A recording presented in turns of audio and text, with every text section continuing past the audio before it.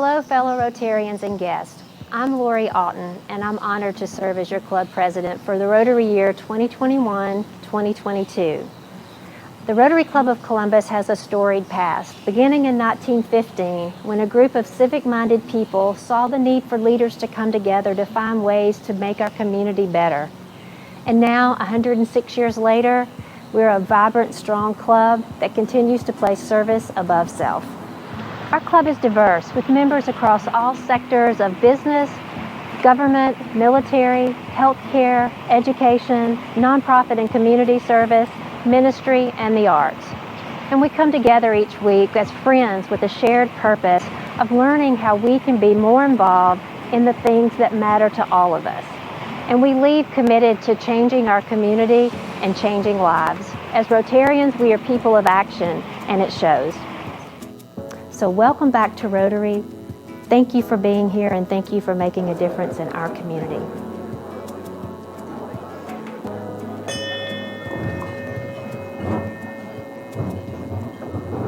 Well, hello and welcome to the December 1st meeting of the Rotary Club of Columbus. And it's wonderful to see all of you here. I hope you had an amazing Thanksgiving. And for those of you watching online, a warm welcome to you as well. And now would you please join me in the Pledge of Allegiance. I pledge allegiance to the flag of the United States of America and to the republic for which it stands, one nation under God, indivisible, with liberty and justice for all. And now I would like to ask Beth Schwartz to bring us today's invocation in accordance with her faith tradition.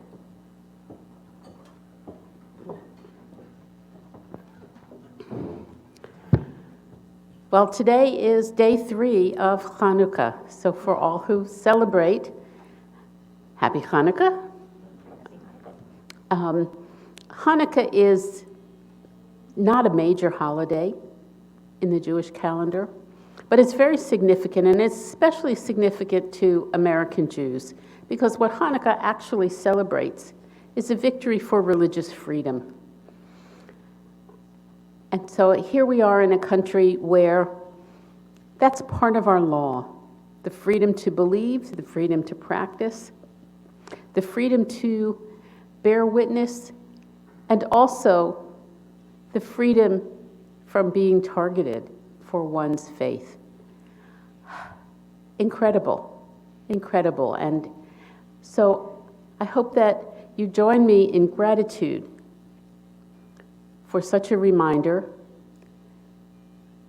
May we pray for not only the hope and faith that Hanukkah symbolizes and signifies for the Jewish people, but for people everywhere who are oppressed because of their faith. But we also need to pray for those who use their faith to oppress. May they see that there is a unity in humanity. May they see that we all want the same things. May they see that we are stronger together, and that in fact, together we achieve holiness far more easily and far more joyfully than we do when we are apart. Let us be grateful today for the company of one another in friendship and respect. Let us be grateful for the food that we share today at our tables and for the hands that prepared it, making our lives today a little bit easier. May we pray for those who are ill in body and in spirit, that they may enjoy better days of spiritual freedom, of physical health and well-being.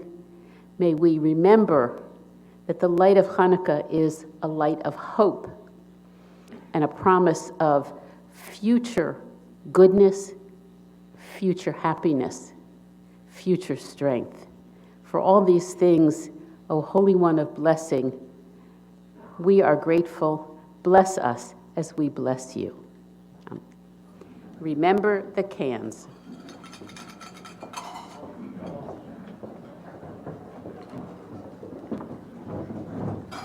Now it's my pleasure to call on Aline Lasseter to please introduce today's visiting Rotarians and guests.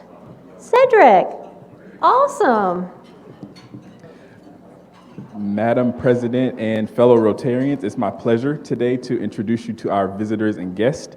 And to our visitors and guests, if you would, when I call your name, will you please stand just briefly so we can all see you? So today, Billy Holbrook is with us from the North Columbus Club, and he is the Development Director at MercyMed. Thielen Hamby has brought Bo Bartlett with him, who is the uncle of the speaker. Vern Humphrey has brought Brenda Humphrey with him, who is his wife. David Hancock brought two guests with him today. One is A.J. Morris, who is the former board chair of MercyMed and is currently at Merrill Lynch. He's also brought Jay Morris, who is also at Merrill Lynch. Howard Jefferson has brought Lori Edwards with him, who is with the Columbus Board of Realtors, as well as Evelyn Patton, who is also with the Columbus Board of Realtors.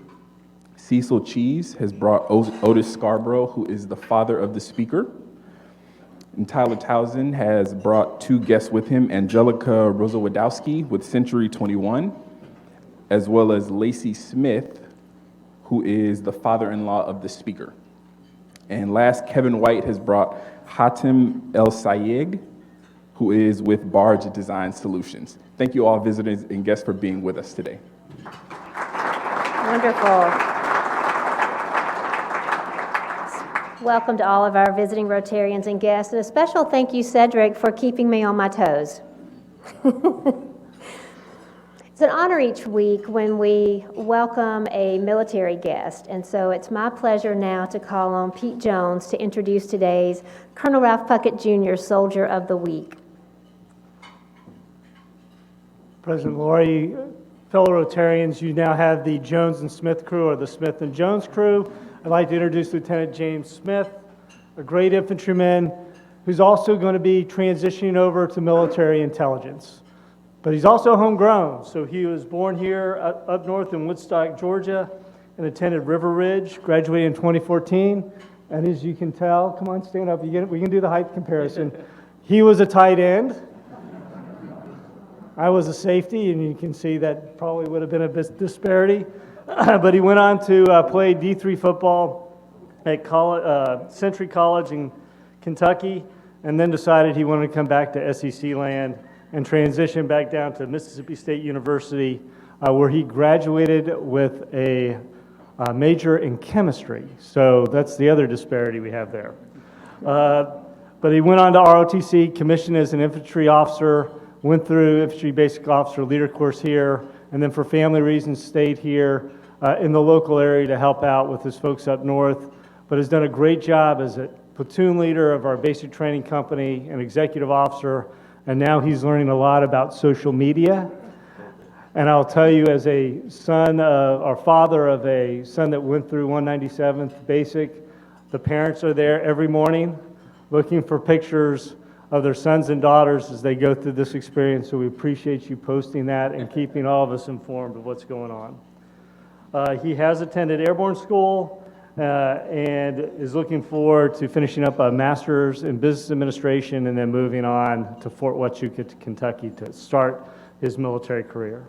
So on behalf of the Rotary of Columbus, first, as always, you got to get a certificate, so you can add that one as the Ralph Puckett Soldier of the Week. A Rotarian Challenge coin. Thank you. And then a Passport of the Arts that gets you 2 tickets to the River Center, the Columbus Symphony Orchestra, the Columbus State University Theater Department, which you haven't gone to, is phenomenal. The Springer, which now has a great number of events coming up here with the holiday season. And of course, the National Infantry Museum. Want to see you in there. Thank you, sir. But probably the biggest thing, and the thing that we take a lot of pride in, is presenting a copy of Words for Warriors, who is given by the Rotary Club of Columbus in recognition of your dedicated service to this great nation in which you're privileged to be a part of, and it's signed by Colonel Ralph Puckett, our newest Medal of Honor recipients. So thanks again for your service, and thank you for coming today. Thank you, sir.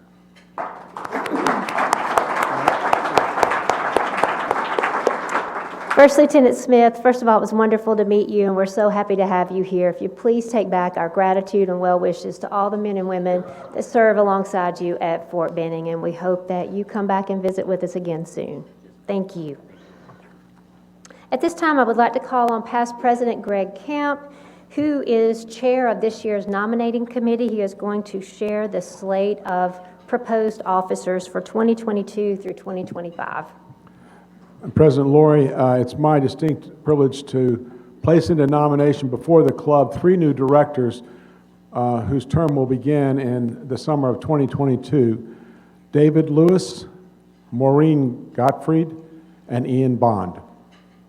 Thank you, past President Gregg. Do I have any other nominations from the floor? Move to close nomination. Second. All in favor, say aye. Aye. Any opposed? Then it carries. Those will be our 3 new directors. Thank you all.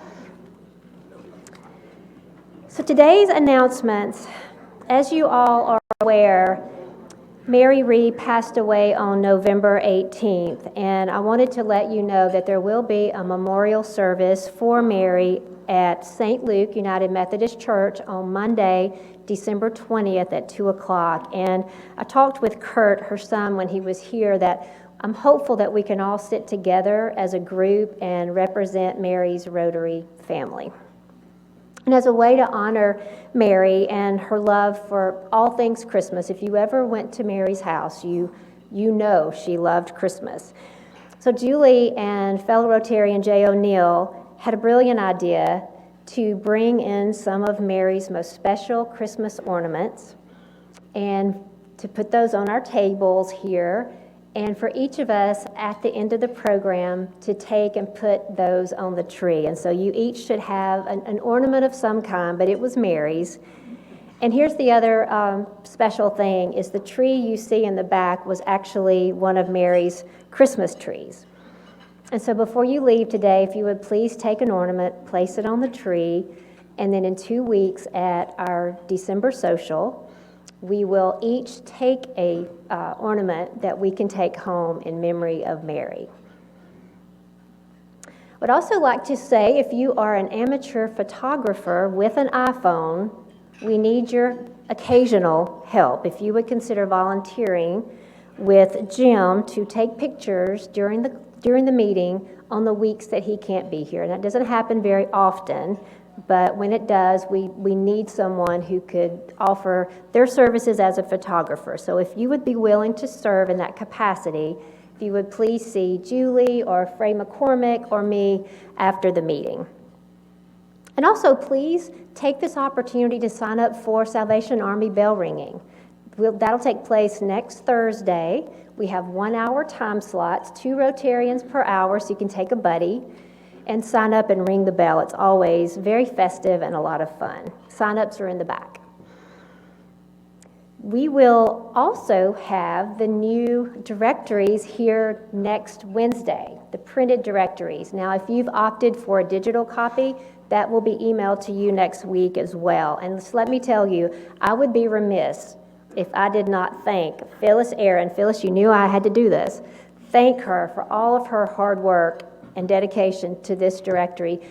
It takes hours to put this directory together, and she does a fabulous job. So thank you, Phyllis, for that.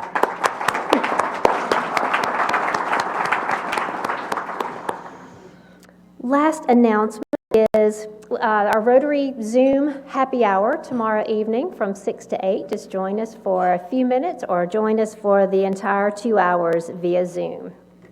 So joining me today at the head table is Beth Schwartz, who brought us today's invocation. And now it's my pleasure to call on Assistant District Governor Tyler Townsend to introduce today's speaker. Thank you, President Lori. It's my pleasure to introduce our speaker this morning. Many of you know Dr. Scarborough. He's from Columbus. He attended Brookstone School, and actually we were classmates at the time. He went on to the University of Georgia. I did not, as some of you may know, but he did graduate with a degree in biology. And following that, He spent time with Young Life. He spent about 2 years with Young Life, where he learned a passion for helping the homeless in downtown Atlanta. And after working with some people that he respected, he got an idea that might be something that he wanted to do, a calling that he wanted to follow, and follow that through the medical field. He went to medical school and earned his degree at Mercer Medical in 2003. And he completed his residency at the University of Tennessee, where you may have heard a guest introduced of mine earlier, a father-in-law, not of the speaker, but actually my father-in-law, who was his teacher during that residency. So another neat connection. After that period of time, he spent in Augusta and was working with tens of thousands of patients that were impacted through God and the medical care that they received. And he, through a calling, found himself pulled back to Columbus to start what he has done here, and many of you are aware of, with MercyMed. He's a board-certified pediatrician and internal medicine physician, and wants to see God glorified through caring for the poor and disciplining young medical students to do the same. And to that end, he serves as the chair of the new Department of Internal Medicine for Mercer University School of Medicine here in Columbus. He's married to Ann, and they have 4 girls, Jane, Anita, Jessie, and Mary Piper. And he's written a book, Awake My Soul, which chronicles the life and times of serving the Lord as a doctor for low-income and underserved communities. So at this time, please join me in welcoming Dr. Grant Scarborough.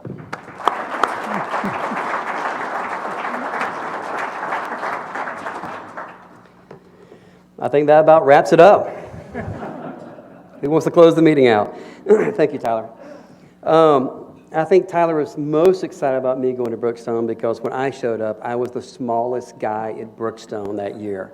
So I took it away from him and put it up on myself as the small kid back then. Thank you. And where's Dr. Smith? There he is. Tyler's father-in-law, fantastic teacher of students, which I was one of those. And so thank you for being here. It was good to be here. I hope everybody enjoyed their lunch. I thoroughly enjoyed my lunch. Of course, my wife has me intermittent fasting now. She's a little worried about my physique, and so I'm only allowed to eat from 12 to 7.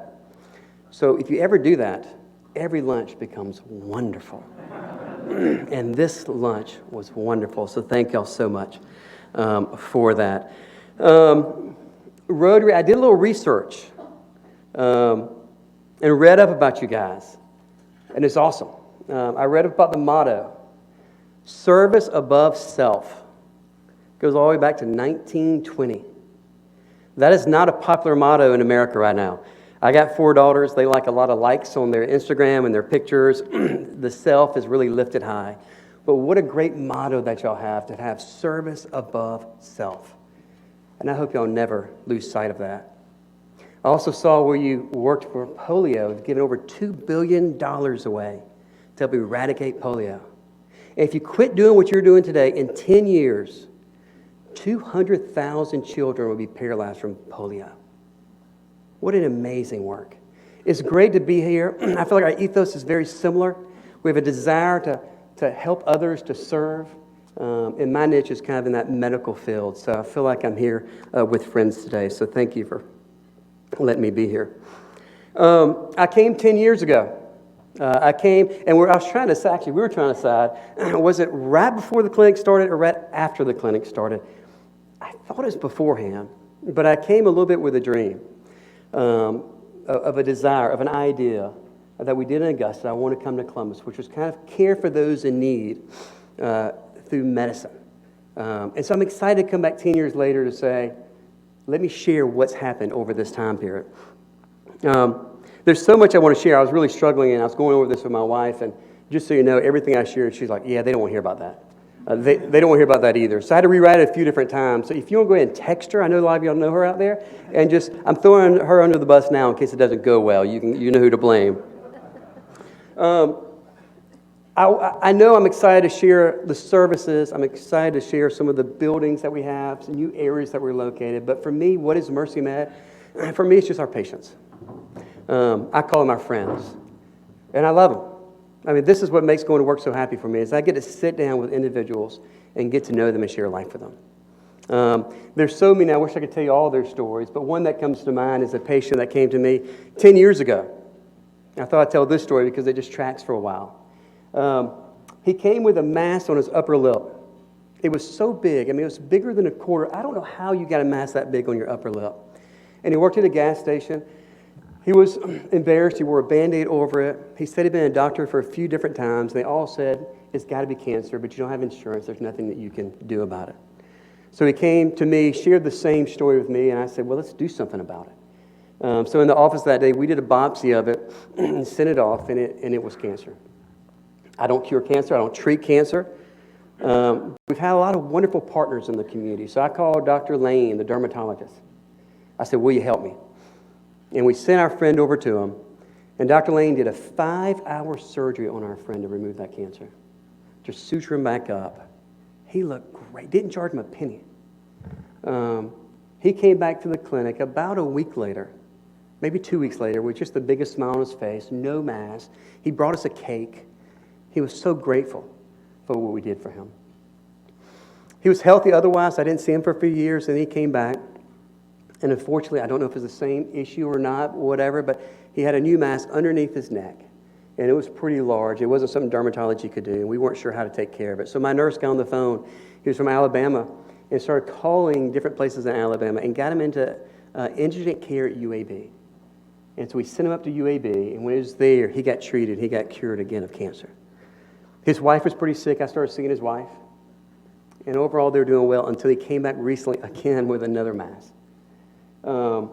Once again, we made the phone calls. We got him into UAB, but he's in a different place financially. We didn't have any money. He wasn't able actually to get to UAB. So our patient advocate came to our office and said, I want to drive that guy. He needs help. If I have to take a personal day, I'll take a personal day, but I'm going to drive this person 3 hours up to see the doctor and 3 hours back because we have to help him. I share that story because I think one of the biggest things we try to do is advocate for our patients, to fight for our patients, to stand up for our patients. Even if we have a patient advocate who is willing to take time off to do that. That's MercyMed to me. It's friendships. It's building relationships with our friends. When I showed up 10 years ago to talk about a dream, I don't really remember too much what I said back then. I'm sure you all remember it perfectly. But the one thing I do remember is I shared a verse with you. I'm going to see if I can click this thing up here. You'll have to change me.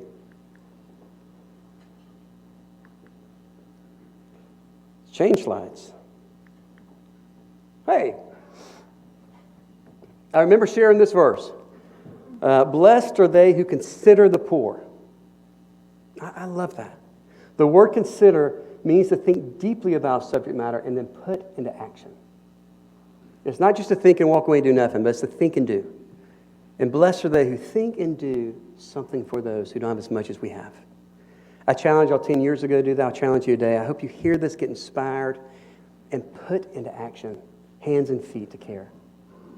But what I want you to know is over the last 10 years, that MercyMed has been trying to do this every day. That every day we wake up and say, how do we consider the poor? What are our obstacles that our friends have to overcome? Who's got to drive someone to Birmingham? Who needs to make a phone call to Dr. Lane? Who needs to call UAB? We have friends that need our help. How do we not just think about it, but how do we then put things into action? That's just been our rallying cry from 10 years and continues forth to this day.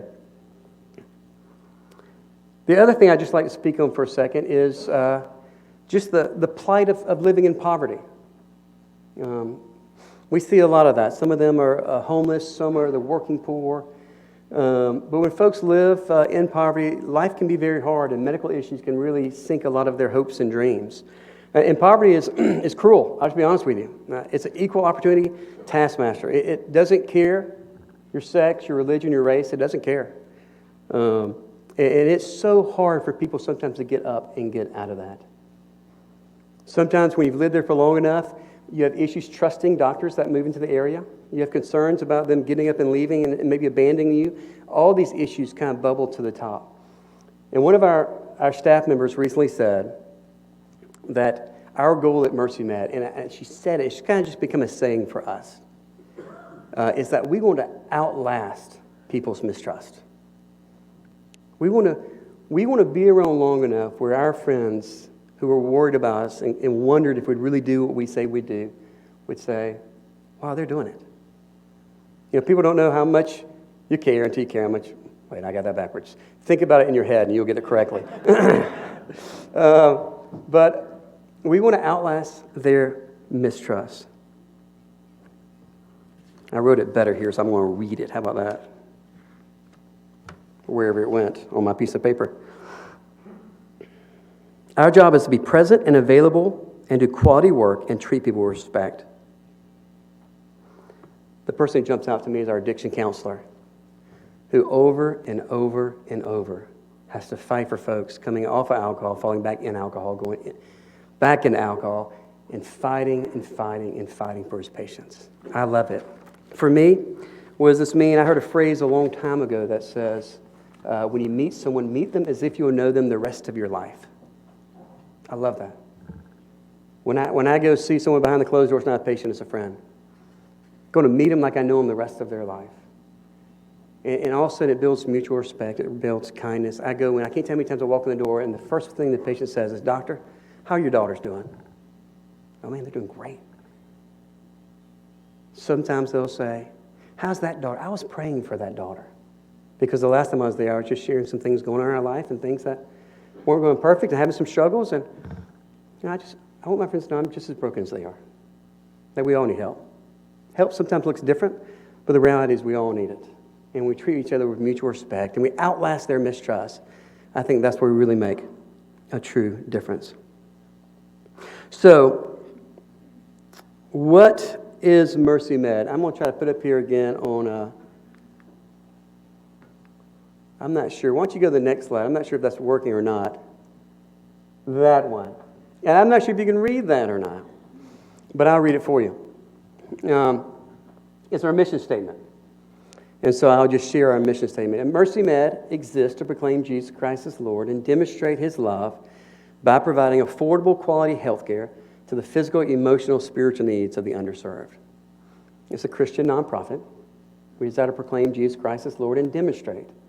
What does demonstrate look like? Scripture said when Jesus showed the full extent of His love, He took off the outer garment, wrapped a towel around Himself, and washed His disciples' feet. For me, what does demonstrate mean? It means sometimes taking the socks off homeless people's feet and looking at them, and maybe even washing them. It means talking to folks who might not smell very pretty.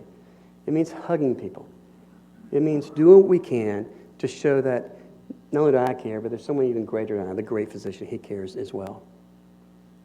We exist to proclaim Jesus Christ as Lord and demonstrate His love by providing affordable quality health care. Affordable, it's not free. We think it's important that people invest in their health care. So most folks pay about $30 to get seen, and that includes all their lives as well. It's the best deal in town. Quality. We're doing this as a Christian nonprofit. We want the quality to be excellent. We want to give the very best health care in the city. We can't do everything, but what we can do, we want to do with excellence.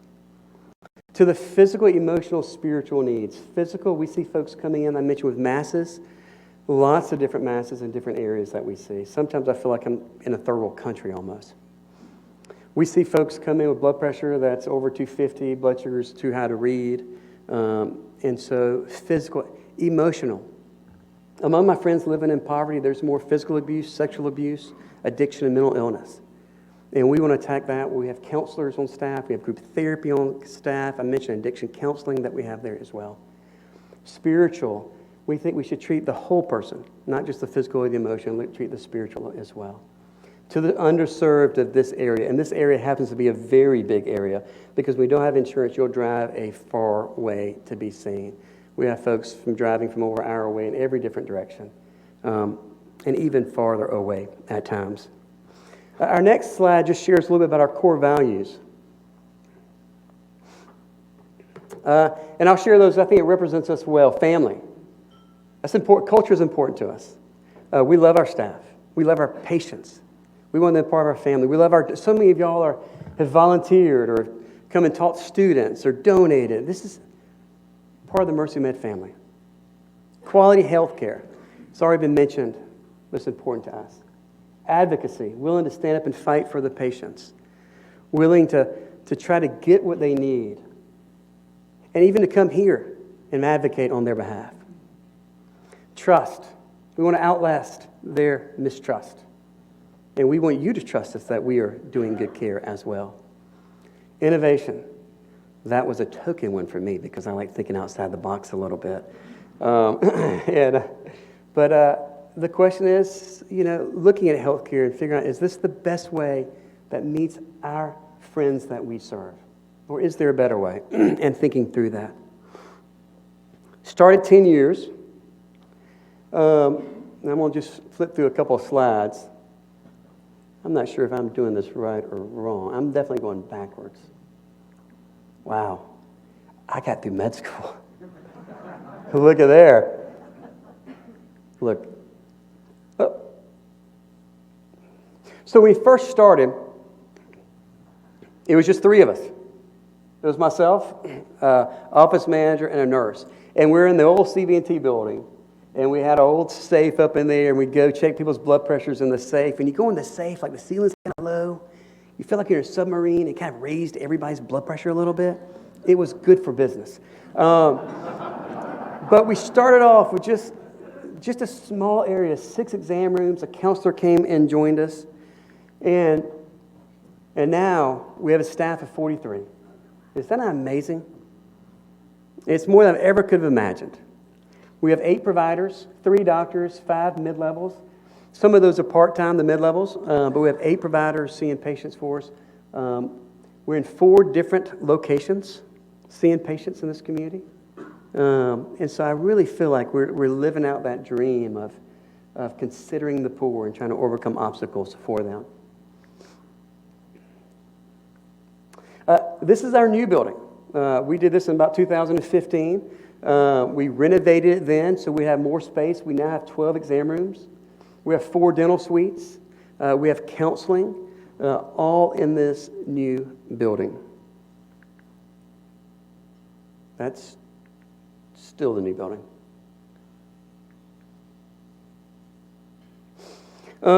We actually surveyed our patients, and we asked them some questions like, what's some of the biggest needs that you have? And this was recently, but one of them said was dentistry. And we have a team of dentists, and you can see their names if you can see it up there. They rotate and come on Fridays to see our patients. And one of the best things that we can do for our patients is, in the process of what we feel like restoring dignity, is actually restoring a smile. I don't know if it's addiction or mental illness, but sometimes our teeth is not as good as it should be, and it's hard to have self-confidence. If we can come in there and pull the bad teeth and clean the good stuff, it makes a huge difference in people's lives. We're actually trying to find a full-time dentist. If y'all know anybody, please let us know. We interviewed someone the other day. But it's a huge need for our patients that we're trying to help overcome. Specialists. We have a lot of different specialists that come to our clinic. If you show up and I see you and I realize, hey, you got heart problems, well, Dr. Dara comes. Orthopedic, Dr. Champ Baker shows up. We have GYN, psychiatry. Jimmy Brooks, the eye doctor, comes. We have a whole group of different doctors come in. So you can come see me and get referred to the dentist, to the heart doctor, to the eye doctor, to counseling, in all those different areas in a way to help folks. So much so that a few years ago, we actually changed our mission statement. Our mission statement used to say that we're primary health care, but we realized through the years that we're doing more than that. And so we actually took the word primary out to say that we're a healthcare facility.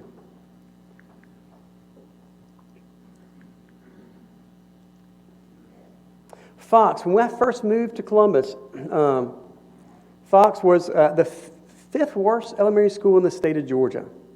And now under new leadership and a new principal down there, she's also Dr. Scarborough. I say she's the smart Dr. Scarborough. The school has just been done great. But one of the things they shared with us early on when we moved into the community is that they have kids get sick and they don't come back to school very quickly. And early on, I remember them calling us saying they had a child there with lice that hadn't been in school for 2 weeks. So we actually went to her house. One of our mid-levels went and cut her hair and would brush all the lice out of the hair because for some reason the family just wasn't doing it. We bagged up things in the house to get them out to try to clear the house of it. And we realized that there's an opportunity for us to try to make a difference in some school children. So we went to the school and said, here's a red little coupon. Anytime you think a kid is sick, give them this coupon. They can walk 2 blocks and we'll see them right away. Over that year, I think 2 people showed up. And we realized that 2 blocks is probably too far to walk. And so a couple of years ago, we actually put a clinic in the school. And we're there 3.5 days a week seeing kids. One of our mid-levels, Megan Brooks, had a child that kept coming in that was having trouble breathing. She just knew wasn't something right, having trouble getting the mom to take her to the doctor. Finally, after tons of phone calls, talking to the hospital, talking to the ER, they took the child to the ER, and the child had a cardiac disorder. And they life-flighted that child to Emory for surgery. And I just think if we weren't there, that child wouldn't be there either. And so I was very proud of Megan for how she caught that. So we're glad to be working with the school system, and think it's a great partnership, and the school is doing wonderful.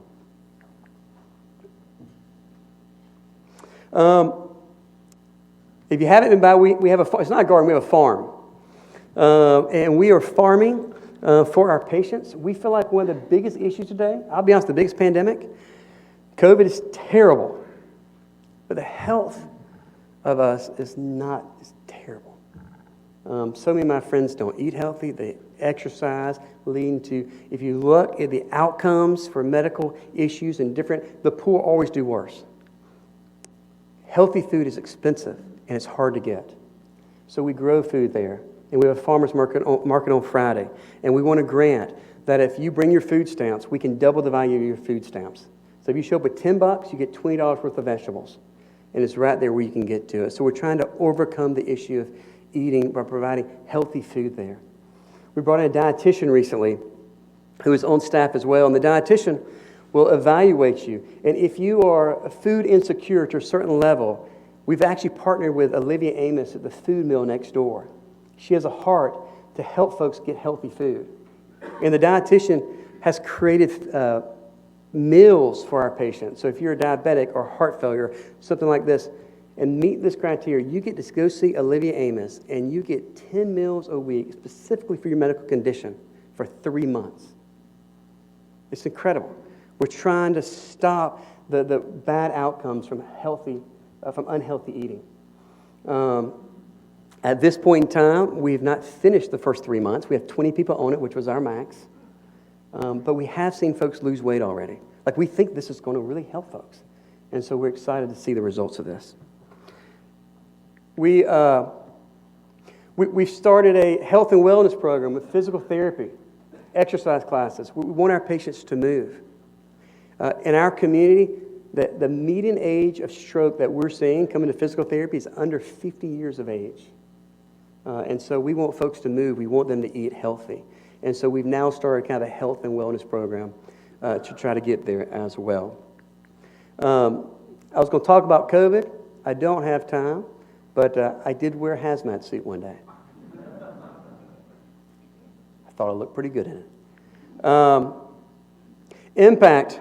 We'll fly through here because the reality is the numbers are great, but to me it's one person at a time. It's really what it is meeting patients and getting to know our patients. So this is the MercyMed team. This is the MercyMed family. These are the heroes. These are the ones doing all the hard work, fighting, advocating for our patients. And it's inspiring.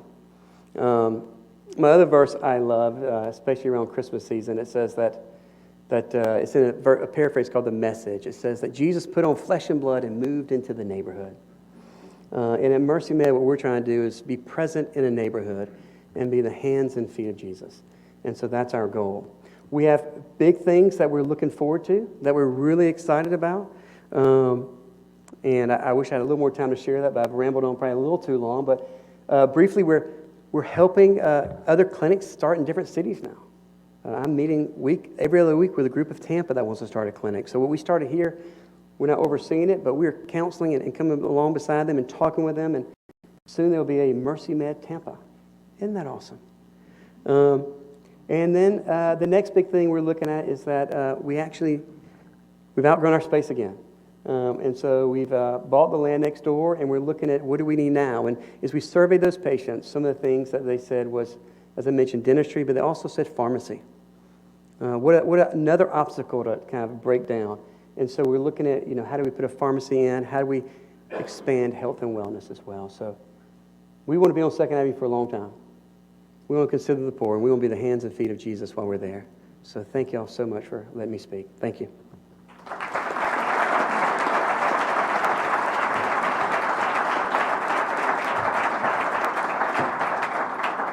So real quickly, do you want to say something about that run that you have coming up in March? And I think that's a way we can help participate. Yes. We have Billy. Where are you, Billy? Raise your hand, Billy. We have the Muskogee Rotary is putting a run on for us, and I meant to say that while I was talking. I apologize. Remind me exactly the date. Yeah, it's coming up in February, last Saturday in February. So Muskogee Rotary is pushing that for us. It's coming up. Many of y'all supported last year. We just want to thank y'all for that. And I would tell you, my wife would be really proud if you're intermittent fasting and run the 5K. She would. Very proud.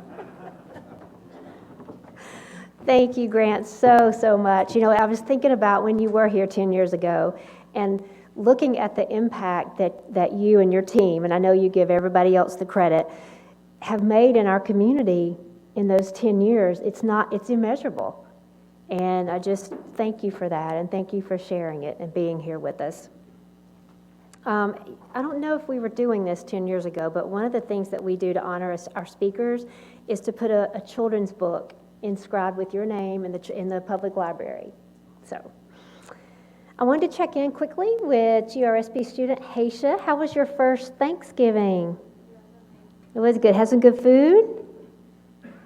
I was not here. I saw that video parade, so I didn't eat the Thanksgiving traditional food, but I saw it. But you still had a good holiday, even though you were traveling. Wonderful. I would like to re-welcome all of our visiting Rotarians and our guests. Thank you all for being here, especially First Lieutenant Smith. I'm glad you were here. And I look forward to seeing you next week when our program will be presented by past District Governor Steve Stanfield. He's going to give us an update on the Ann Johnson Museum in Warm Springs. And so I think that will be a wonderful program. So last thing, please remember to take an ornament from your table and walk back to the tree as you leave and hang it on the tree. And I would just say for the taller Rotarians, would you hang at the top so we shorter Rotarians can hang at the bottom? So until we meet next week, let's continue to make a difference.